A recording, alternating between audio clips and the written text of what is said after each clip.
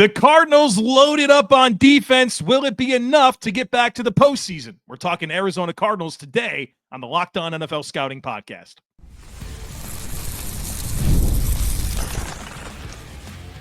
You are Locked On NFL Scouting with the Draft Dudes, your daily podcast for NFL and college football scouting. Part of the Locked On Podcast Network, your team every day. What's better than this? It's guys being dudes here on the Locked On NFL Scouting Podcast. We're the Draft Dudes. I'm Joe Marino from Locked On Bills. He's Kyle Krabs from Locked On Dolphins. And we are your NFL experts here with you daily to talk team building across the league on the Locked On NFL Scouting Podcast with the Draft Dudes, part of the Locked On Podcast Network, your team every day. Want to issue a big thank you, shout out, and welcome to our everydayers. Those of you who never miss a single episode, we appreciate y'all being here very, very much. Joe, happy Tuesday and welcome to the Bird Gang. Welcome, right? Bird Gang. Yeah. Bird Gang and the hashtag Bird Gang. Yeah. It's in the end zone, right? Yeah, Red Sea. The Red Sea, yep. If you like defensive front overhauls, you're in for a treat today. If you're not a Cardinals fan, just checking in. So what we're going to do is we're going to work our way through the roster. We're going to look at all phases of the roster sans quarterback, right? Quarterbacks become their own conversation a little bit later in the summer for us. And we're looking to grade the players on Arizona's roster, the skill players, the trenches on both sides of the ball, the back seven. We're classifying these players as things like cornerstones, quality starters, sufficient level starters, quality depth replacement level players, rookies, incomplete evaluations, non-roster caliber players, and practice squad caliber players. All of those categorizations, they're weighted for positional value, but then also they get points depending on what bucket you put it in. We get to the end of the rainbow here at the beginning of training camp in 6 weeks, I believe. Is that accurate? 6 weeks? And we'll be able to have roster power rankings across the league.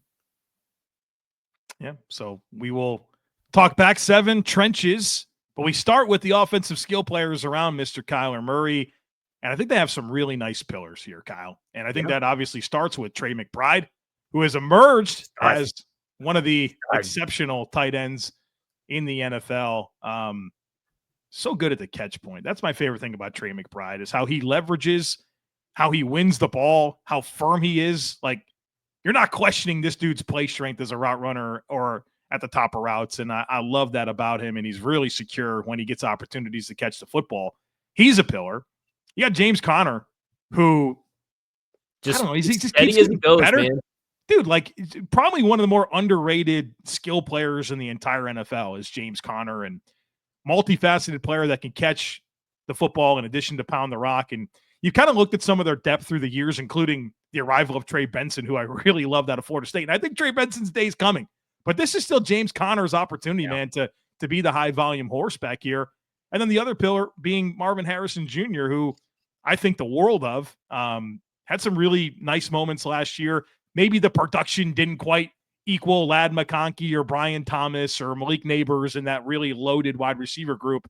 But this is also a Cardinals team that runs the ball, right? And still came away with 8 touchdowns, over 800 yards, and showed a lot of the traits that made him such an appealing prospect. And I think the year 2 jump from him is going to be really, really notable. So I think those are your 3 pillars.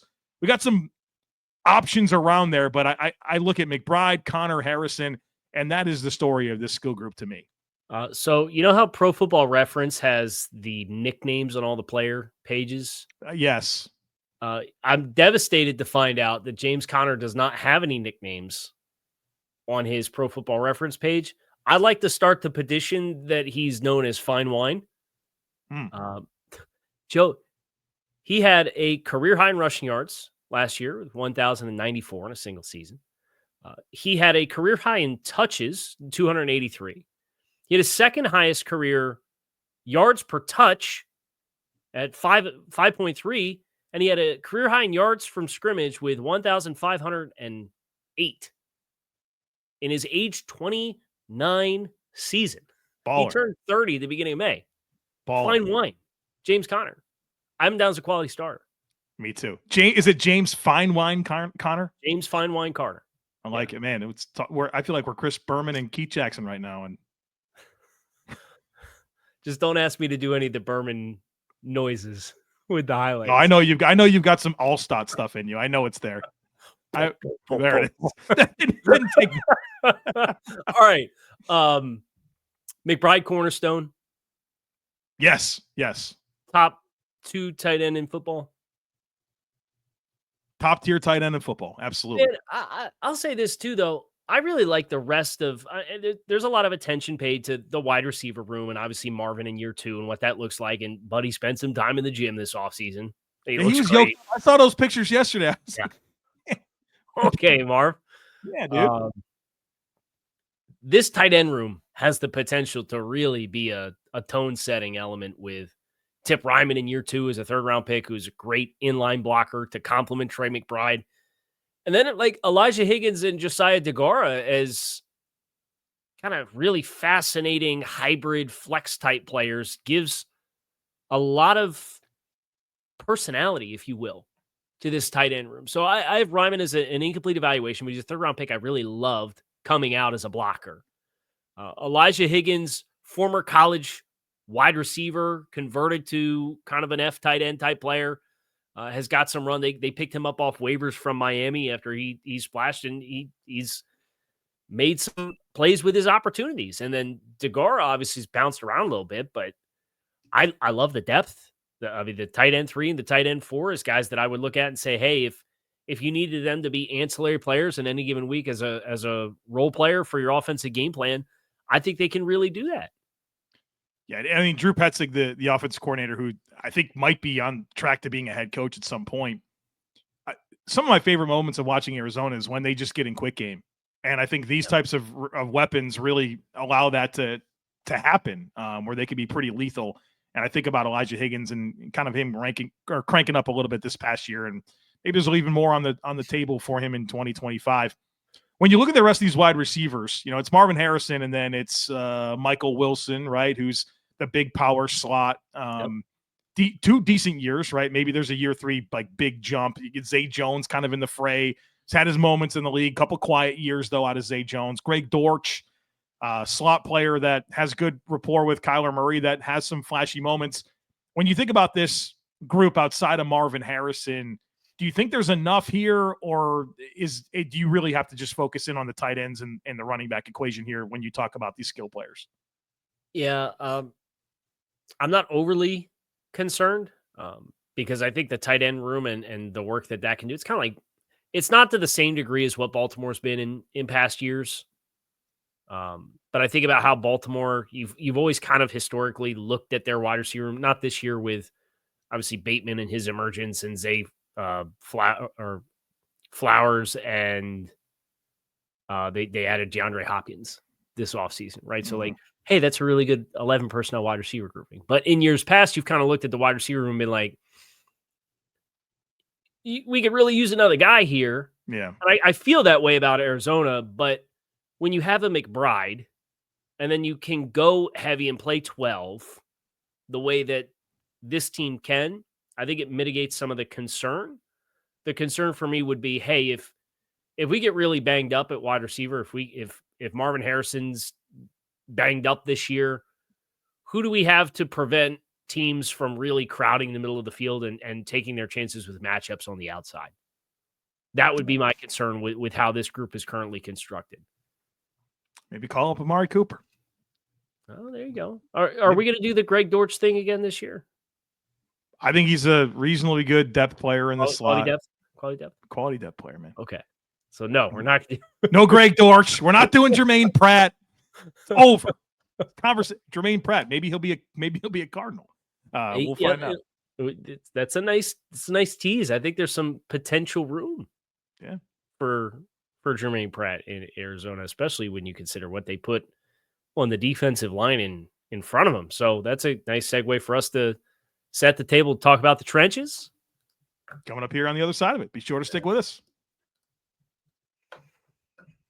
You ever check your bank account and wonder where did all my money go? Between dining out, online shopping, and entertainment, it's easy to lose track. That's where Monarch Money comes in, your personal CFO, giving you full visibility and control over your finances. Monarch Money isn't just another budgeting app. It's a complete financial command center. You can track all your accounts, investments, and spending in one place. So you stop just managing your money and you can start building wealth. Folks, the insights are surprising. When I first started using Monarch, I realized just how much I was spending on food delivery. Now I budget smarter and save more. And it's super convenient. Instead of juggling multiple apps, you can use Monarch to check your finances, track spending, and even plan for those long-term goals. And it's easy to collaborate. Managing money with your partner is smoother than ever. You can track shared and personal accounts, set goals, and even stay on the same page without the stress. So take control of your finances with Monarch Money. Use code LOCKEDONNFL at monarchmoney.com for 50% off your first year. That's monarchmoney.com, code LOCKEDONNFL for half off your first year. Happy National Minicamp Holdout Day to you, by the way. Got some guys celebrating, right? Yeah, a couple of guys celebrating. Not surprised when a guy blows the lid off the market and gets $40 million when it was 35 for Crosby, and before that was it Bosa at like 32? Yeah, was the previous. So then we saw the market went up 25%, and Garrett gets $40 million per. A couple of guys looking for new deals. Not surprised. Terry McLaurin celebrating. Yeah. So it's Watt, Hendrickson, McLaurin so far celebrating. So far. In addition to Shamar Stewart. Yeah. Also, I mean, not to be lost is all the punter news lately with reset. A couple market resets. Yeah. And hey, the Arizona Cardinals, Blake Gillikin, number 1 EPA punter in the league last year. So maybe he'll be in line. There you get back to bring us back. Back from the brink. Yeah. Cardinals offensive line. Projected starting 5, Paris Johnson turning into a stud of a player. Heck yes, left tackle. Evan Brown, Yalta Froholt, Isaiah Adams, Jonah Williams projected starting 5. The Arizona Cardinals right now. I've got Paris Johnson as a quality starter. I loved him coming out. I think he took the year 1 to year 2 jump that you hoped he would, and I still think there's more ceiling. I have Brown, Froholt, and Jonah Williams as sufficient level starters. Okay. And I have Isaiah Adams as an incomplete evaluation, right? That's the one we got to learn about this year. Was he a 3rd-round pick? So there's some pedigree there. But I like how he's surrounded. Obviously, Jonah Williams banged up his first year in Arizona, but I think we know who Jonah Williams is. He's going to set a reasonable floor at right tackle. And the ageless Kelvin Beachum, right? In case there is an injury at tackle. Yeah, I mean, that could be. I mean, he's 36. He's an older guy, but this guy's been not to say speed dial because he's been on the roster, but whenever needed to play, he's been able to step in, even start at for extended periods to give this team some good minutes off the bench. So some young players as well in terms of depth, but I think this is a pretty good starting offensive line where you have developing young players in Johnson and Adams that I think can really find your ceiling and a good floor with Brown, Froholt, and Williams in the other 3 spots.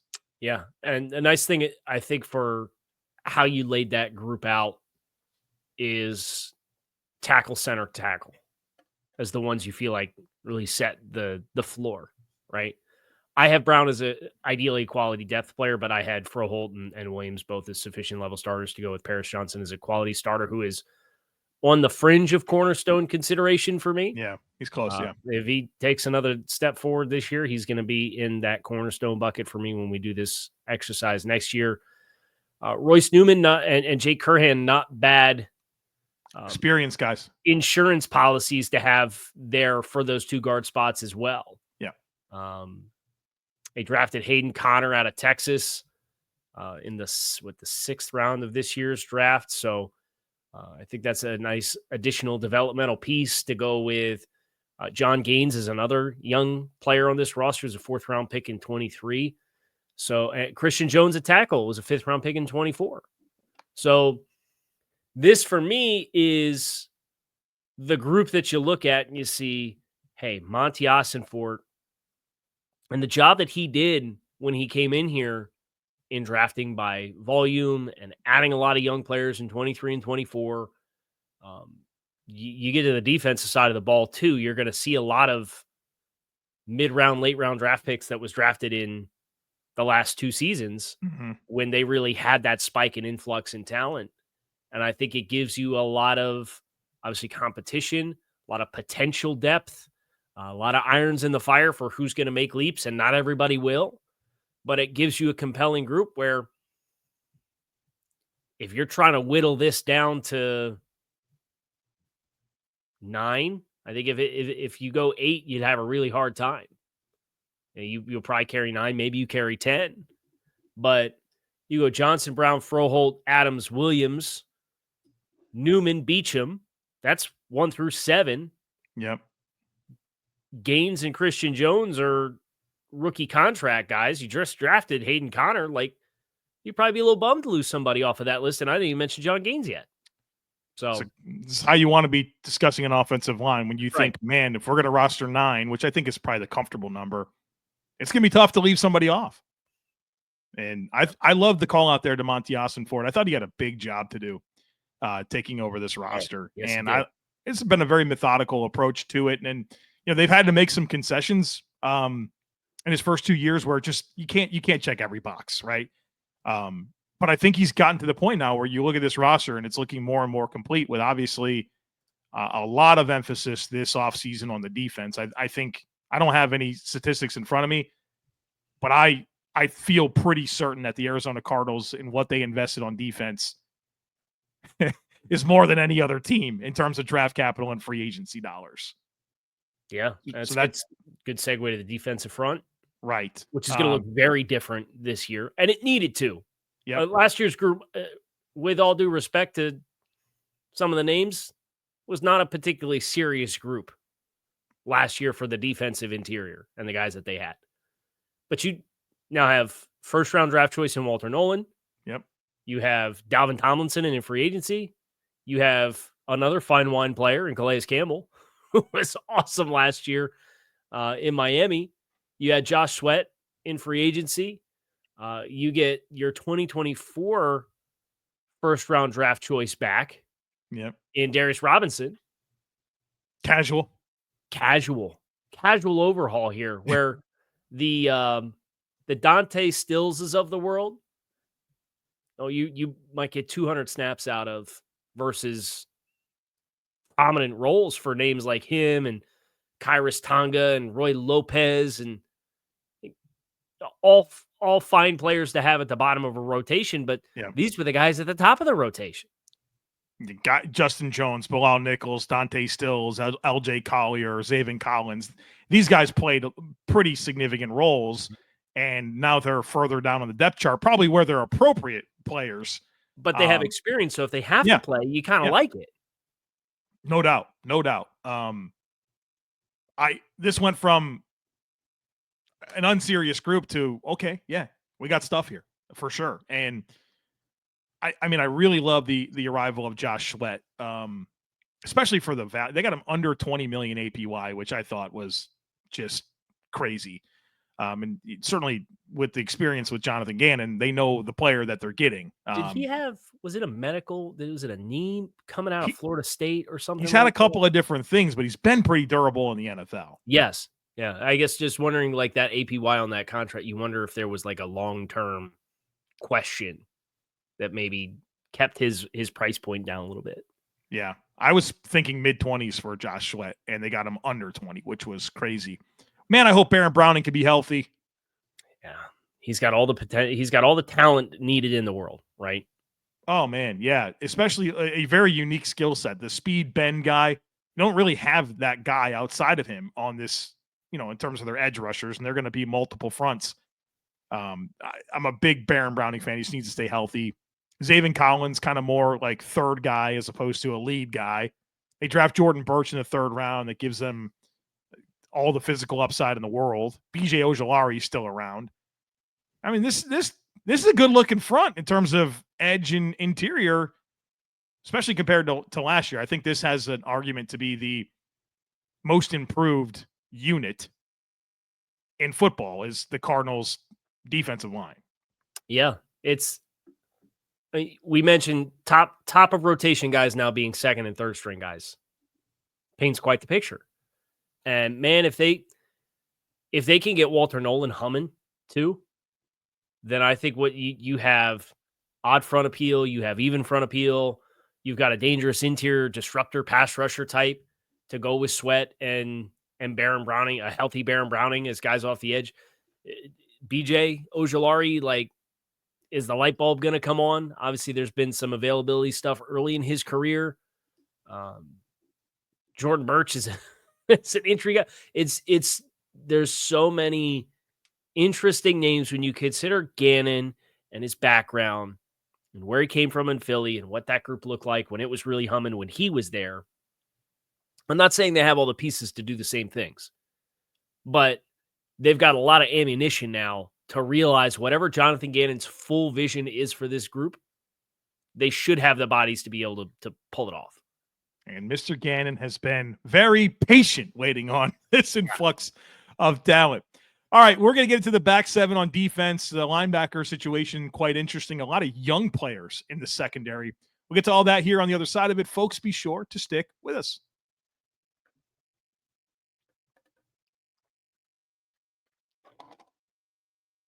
Also, happy J.K. Dobbins signs with Denver day to you. I don't know if you saw that. Ooh, did that come through? That came through last night or this morning at 12:40 a.m. Wow. No, that's a fake account. I thought so, man. Brother, I was awake from 3 to 5 dealing with a screaming baby. Yeah, it really was. Yeah. Every couple weeks, my 1-year-old likes to have one of those middle of the night parties.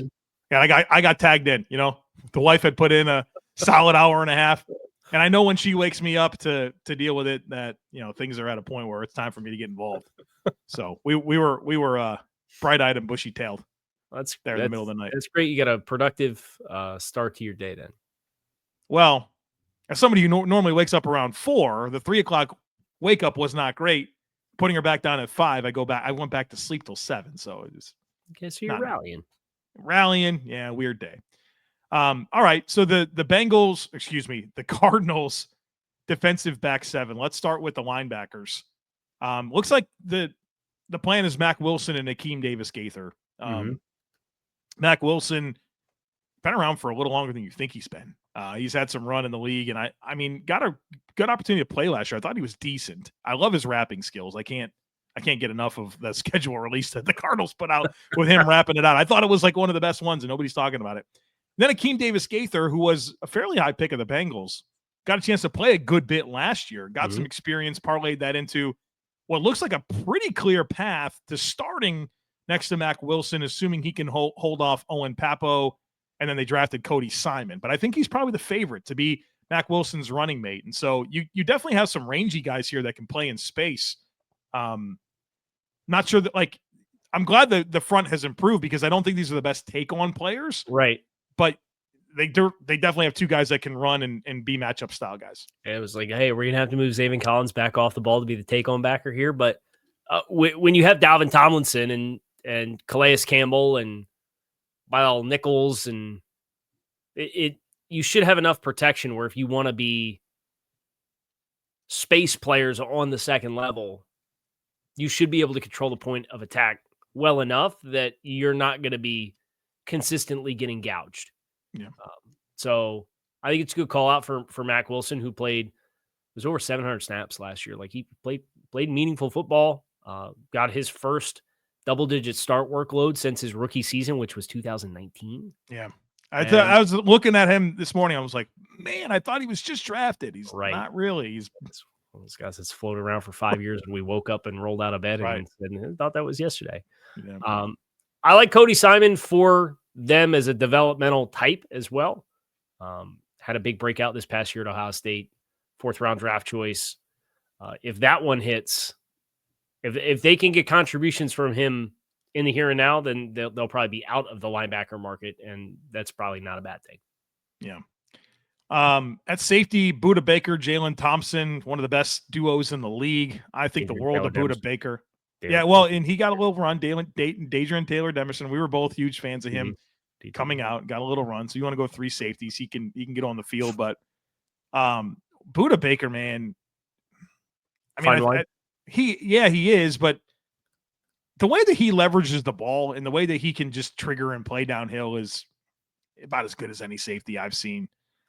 Such an important piece of this defense. And Jalen Thompson as the running mate has, I think, just quietly been a really good starter for them for a number of years. That I mean, they've stabilized this defense so much, and I'm sure they're excited about some of the improvements in front of them because I think it's going to unlock even more of their playmaking upside. Oh, and then some of the additions to the secondary as well with Will Johnson coming in can maybe change some things as well for how they structurally play if Will's healthy. Baker cornerstone. Yeah. I have Jalen Thompson as a high-end sufficient level starter. I thought about quality starter, but I kept him in. I had him in quality starter last year. I kept him in it. Okay. So from a consensus, I don't think I would fight you. So when we do classify him, he'll get that quality starter designation there. Bummer for them with Sean Murphy Bunting already going down for the year. Yeah. But the good news is Garrett Wilson emerged. You've got youth in Max Melton and Elijah Jones as guys that you used top 100 picks on last year. Then you add Will Johnson to that mix. Starling Thomas getting run. Thomas has played a good amount. Yeah. Yeah. So they've got body, and then they drafted Denzel Burke in the 5th round as well. Yeah. So we talked throughout the season last year how Arizona's defense was constructed back forward, where the strength was the secondary and some of the emergence of young players and how that complemented the safeties. And now they have that with an overmade front in front of it. I think this has a chance to be a very competitive defense this year. And it went from 23 in Gannon's first year. I believe they gave up the most points in any season in franchise history. And then they made a huge leap, but we're still just middle of the pack, right? I think they make another big jump. Like I kind of expect this to be a top third of the league defense in a large amount of statistical categories. They greatly improved for sure. Greatly improved this year. We had a takes on takes question about most improved units, and I think them, New England, I think defensively Carolina. There's going to be some teams that I think will jump significantly. Did you put the Cardinals on your top 10 off seasons that Ross Jackson had us do for Locked On? Let me consult the graphic. The great graphic that's on the Locked On podcasts at Locked On Network on X. Here's a fun statistic about this. The Arizona Cardinals are the only team that you and I both had as a consensus top 5 offseason. Yep. There's a lot of we had about half the league represented in our we did top well 10. 3 of my top 5 weren't even in your top 10. Yeah. Including 1, 2, and 5. Chicago, you missed me with Chicago.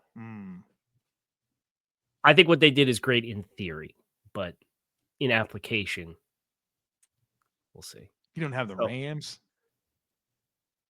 Yeah. I don't want to do a whole open up a Rams whole tomorrow. Rams tomorrow, right? Rams tomorrow. And I like what the Rams did. Wait, no. They're not tomorrow. Who won the division? The Rams are Thursday. Tomorrow and Rams on Thursday. Tomorrow. Yeah. Both had 10 wins, though. But yeah, Arizona 4th on your list, 2nd on my list. Yeah. And I pointed to, I tried to give like a one-liner to Ross for each of the 10 teams that I submitted. And for Arizona, it was like completely transformed defensive side of football. They did. And they got Trey McBride locked in on the contract proactively, which I thought was good business as well. If they would have given me one more passing game weapon, particularly at receiver, that's the one thing I'm hungry for with Arizona right now. DJ Moore, now that DJ Moore had to get scolded by Ben Johnson for body language at OTAs, and it's a weird thing to come out, right? Was asked about his role this year, and he says, "I'm not quite sure. I don't know if I'm going to get the ball as much as I have in past years." It's really strange. Chicago not top 2 offseason for me. What is that? That has nothing to do with their offseason, man. Well, I will give you. I agree. I have some reservations about Chicago, but I can at least appreciate the vision that they had. That Caleb Williams didn't have a good rookie season. I'm sorry, he didn't. And for them to get the coach that you feel like can maximize his upside, that you can completely transform your middle 3 of your offensive line. Yep. 2 notable additions to the D line and Ogden Yangbo and Grady Jarrett. There's enough there that got me pretty excited. So yeah, I think there's a pathway in which it works. The quote for DJ Moore as we wrap down today's show was, right now I don't have any goals because I'm still learning everything, and I don't even know if I'm going to touch the ball as much as I did some years, or if I'm going to be used in the same way. That doesn't make it like, buddy, have we not seen Amon-Ra St. Brown with is that not the plan? Like, what don't I know here? I don't know. DJ Moore is the most quarterback offensive infrastructure proof receiver of the last 10 years, going back to college. We used a top 10 draft pick on another pass catcher, and we got Cole Kmet, and they used a top 10 draft choice on Roma Dunze last year, and I'm getting yelled at for my body language, so I don't know. Send them to Arizona. Get real excited about the right, boy. You want to? They're going up the list. They'll go to number 2. Go up to 1 from 2 on my list for best off seasons if they get DJ Moore. But boy, what could they offer? What could they offer for DJ Moore? Hold the phone, please. Just offer it 2 and be done with it. Well, I want to do the thing. I want to look at their future draft. They've no surplus draft capital as things currently stand for 2026. I can't imagine. Send them Trey Benson. Trey in a 2. Trey in a 2. Get Roschon Johnson back and move on with your lives. Oh, man. They'd be getting be an interesting pivot for them. Needless to say, after signing Josh Sweat, Calais Campbell, Jacoby Brissett got 6 1/4. They're not in line for any compensatory picks as well. There you go. So there you go. There you have it. Arizona Cardinals in the books, looking to make a jump up in the NFC West. Kyle Krabs, Joe Marino, locked on NFL Scouting. Tomorrow is the Seahawks. You would talk about overhauls. The offensive side of the ball for Seattle is going to look dramatically different this year. We'll talk about that tomorrow. We hope to see you then. Enjoy the rest of your day.